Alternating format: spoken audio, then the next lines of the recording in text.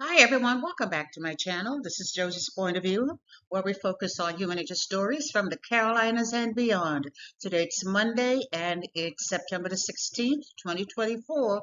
Thank you so much for tuning in. If you're new to my channel, I want to thank you so much for stopping by. I hope you find the information here to be informative. And if you're a returning viewer, by all means, thank you for coming back. I always say the tide changes so frequently on these YouTube streets. So you always have to acknowledge where your support comes from. And I want you to know I sincerely thank you for your support. Feel free to like and to share this video. And don't forget to subscribe.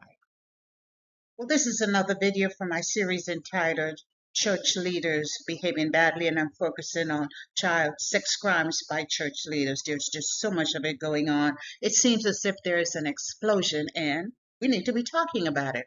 But every once in a while, a church stands out for doing the right thing. So I want to encourage you to stick with me until the end of this video to share with you why I am so very pleased with the actions of the church leadership that we would be discussing today. And our story today takes us to the city of High Point here in North Carolina. Take a look at that headline. And it reads, North Carolina former youth minister charged and arrested for 30 counts of sexual battery. I'll provide you with a summary here, and I'll identify some of my sources for you in the description box. Our focus today is on Oakview Baptist Church located here in High Point, North Carolina, and the church has served that High Point community for over 50 years. And we're mentioning Oakview because they're currently facing a bit of controversy at the moment. Nonetheless, they're getting high praises from me in this video, and one of the things I admire about the church's leadership is the fact that despite the negative publicity, they did not run and hide. You can still go to their website and the leadership is still there. You can see their pictures, you can see their names, you can see their contact information. And I'm mentioning this for a reason because this seems to be the exception rather than a rule. So stick with me throughout this video. I'll tell you about the story and I'll end up by sharing with you why I'm so pleased with the action taken by Oakview Baptist Church. So this was a recently published video. The date of the reporting was September the 4th, 2024, and the news headline read, North Carolina former youth minister charged and arrested for 30 counts of sexual battery. And we're speaking about James Robert Murphy, age 44, pictured here, a former youth pastor at Oakview Baptist Church, a position he held for over 24 years.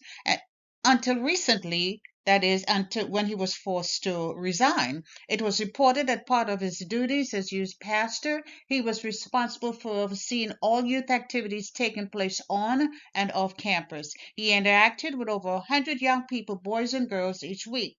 But earlier this year, the church became aware of some disturbing allegations that caused them to take action. And after a month-long investigation, he was arrested and charged with multiple counts of child sex crimes.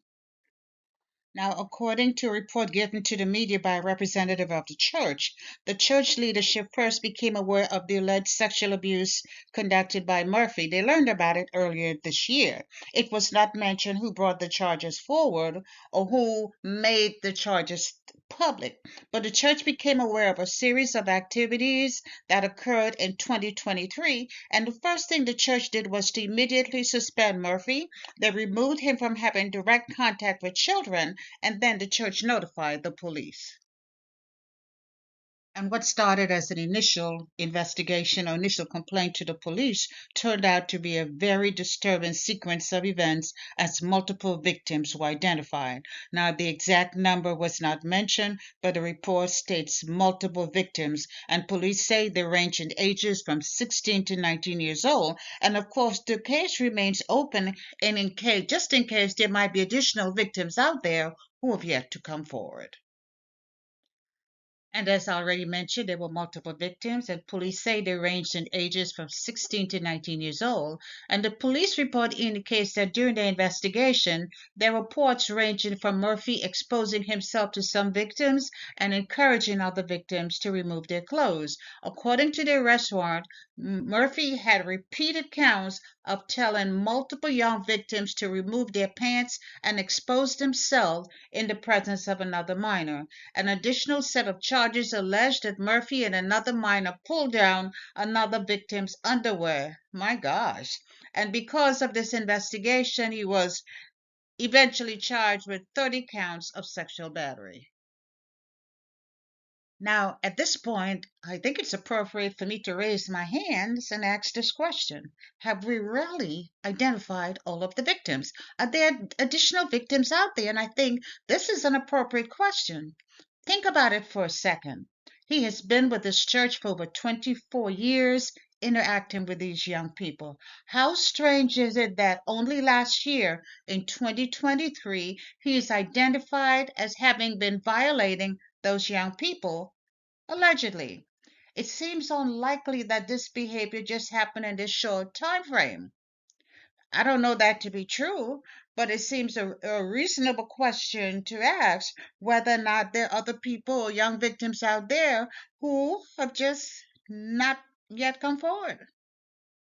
Now, the investigation did reveal that Murphy had additional contact. He was involved with additional school districts. He was involved with the Gifford County School District as well as Wesleyan Christian Academy. Now, Wesleyan Christian Academy stated that he was a sports announcer for them, but he really did not have any type of interaction with students, and that he stopped working for them in either January or February of this year, maybe just around the time these allegations were brought to light.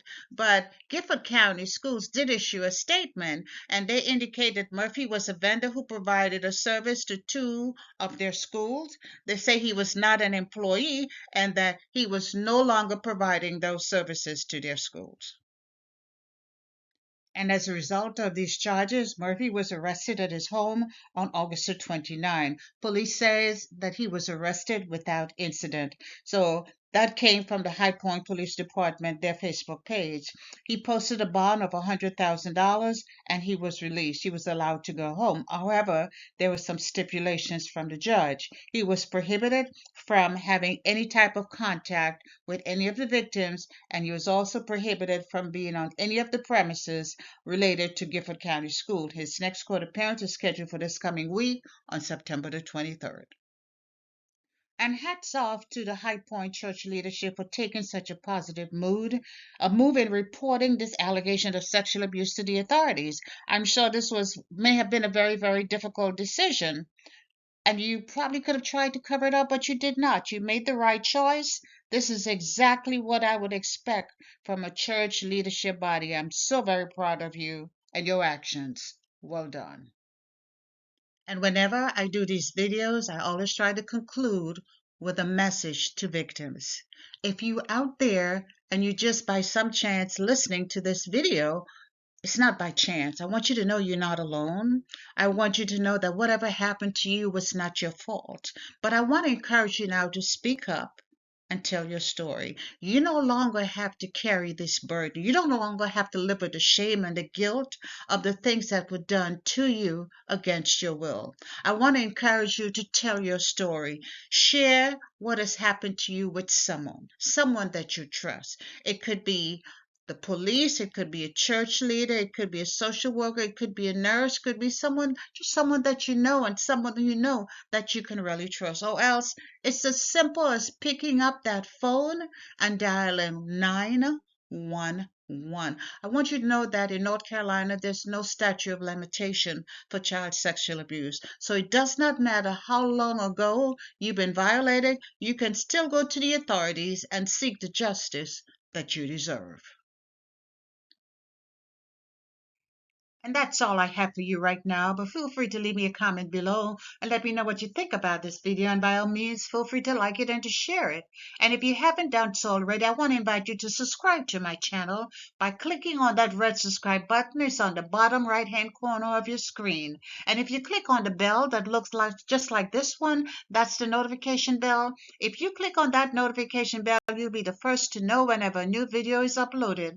I thank you for watching, and I'll talk to you soon. Bye.